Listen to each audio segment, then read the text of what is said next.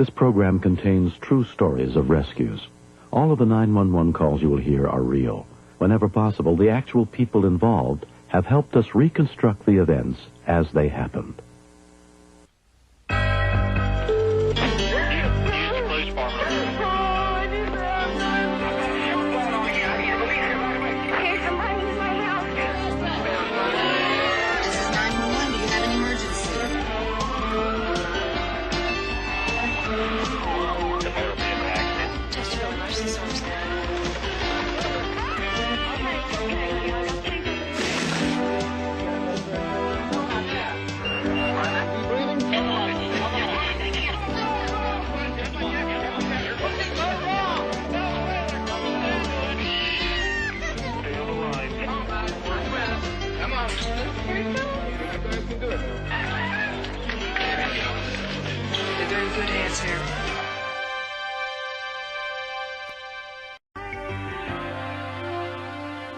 Sometimes even the most familiar places can hide some frightening surprises, as one daring youngster discovered on the afternoon of May 3rd, 1992, at his home in Columbia, South Carolina.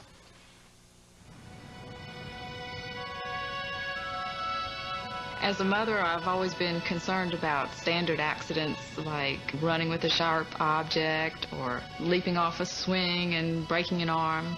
But I think you really have to have a good imagination to keep up with what's really going to happen, because you can't predict it. 1, 2. As she had many times before, Renee Neifert was babysitting her 7-year-old nephew, John, and his 2 younger sisters. 35, 36, 37. We were just playing around, playing hide and seek, and Renee was counting. 44.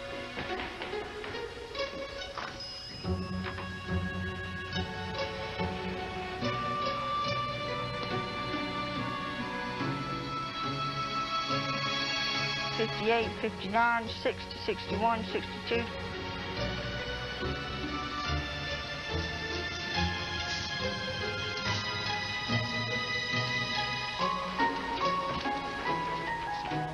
I'm hiding here. 80, 81, 82, 83.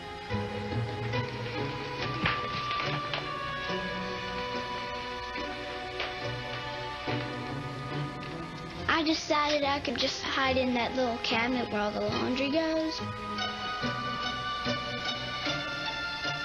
94, 95, 96. Oh, what's happening? John says, Renee, I need help. Come quick. Renee, help! Oh, my goodness, John Henry, what's the matter? I'm stuck. John Henry? He said to try to pull him out, and I kept trying to pull him out, and it seemed like when I was doing it, he was getting further down. My goodness, John. She said, "Oh, John." And then she realized she had a problem. So Renee placed an urgent call to John's grandmother, Irene Neifert, who lived just a few blocks away. Well, I thought I was going to come over him between Renee and me. We were going to get him out. John?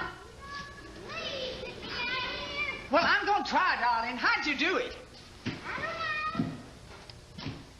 John Henry Neifert, how in the world did you get down here?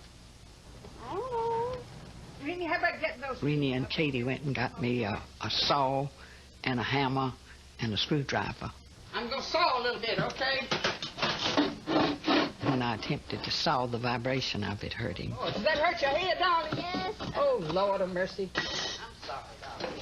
Well, what in the world am I going to do, John? He said, "Oh, Meemaw, just call 911. Bless your heart. Why didn't I think of that? Central, what's your emergency?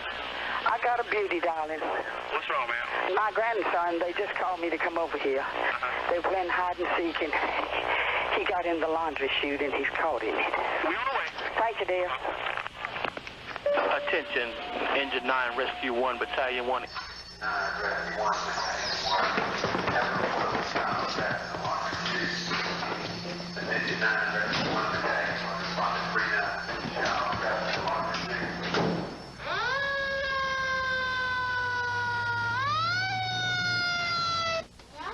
He said, "Meemaw, do you think I'm going to die?" And I said, "Of course you're not going to die, and you didn't have any business getting in here anyhow." And he said, "Meemaw, that's the 3rd time you've told me that already." When the Columbia Fire Department arrived, John had been stuck in the laundry chute for nearly an hour. I bet you won't ever do this again, will you? What we got here? Let's get down and sit down. You gotta get this boy out here. Removing a child from a 6 by 12-inch laundry chute was not something that Captain Rusty Smith's men had trained for at the academy. Chief Boney and Fireman Jones was in the process of talking to him. He was very upset. He was scared that he was slipping. Kind of got him wedged in here. And it was just unreal how he got in that situation like that and how he could get up in that little hole and not get back out. While firemen sized up the situation, additional help arrived. We're going to try to hold your feet, okay? You're going to be all right, Johnny. You hurt? I was saying to myself, I'm going to be stuck here forever. EMS is on his way. I said I didn't want to die younger than Elvis. Richland County EMT Grant Freeman and paramedic Britt Ogden tried to comfort the boy. Hey, little man. Hey. How you doing? Not so good. Are you hurting anywhere?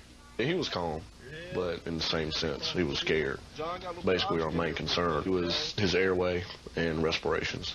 John, my name's Spike. Just a little bit of cold air, okay? It's oxygen. They did a marvelous job of pacifying John by talking to him. Here's some gel. The defibrillation gel, that's a real slick substance, and we just tried to get him very slick. Asked him to exhale one time, hoping that maybe that would decrease his body size, upper body size, enough that we could slide him on out. All right, here we go. 1, 2, 3. Ow! Ow! Okay, you got him up there? You got to keep your feet still for me, John. He was stuck. He was not going down. He was not going up. There you go.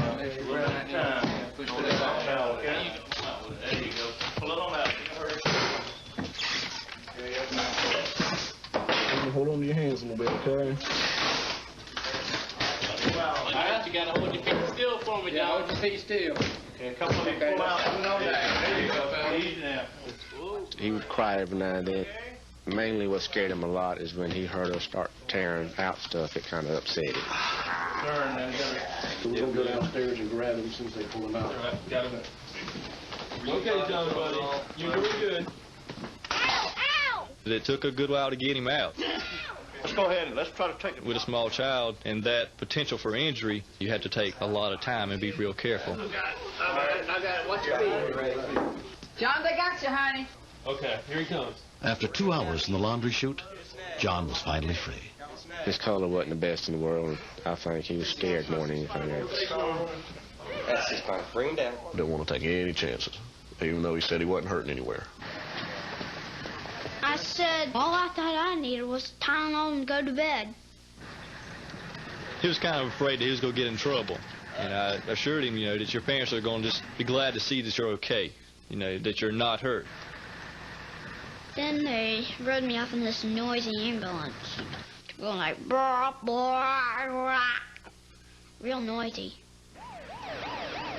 John escaped with just a few scratches, but damages to the house totaled more than $1,200. Within 2 weeks, the only remaining after effect for John was the lesson he'd learned. Don't go in small places with walls around it, or you'll get stuck. He'll play hide and go seek again, but I don't think he'll hide in the laundry chute anymore. I want to thank all the firemen, and there's one named Spike that I want to thank, and I want to thank all the rest, and I want to thank the EPS men. EEMS. John Henry, he's the pick of the litter. I told his father that, and John overheard me say it. And once when my son Francis was reprimanding John, he said, "Be careful what you say about me, Daddy, because Meemaw said I was the pick of the litter." But they all are. They're darlings.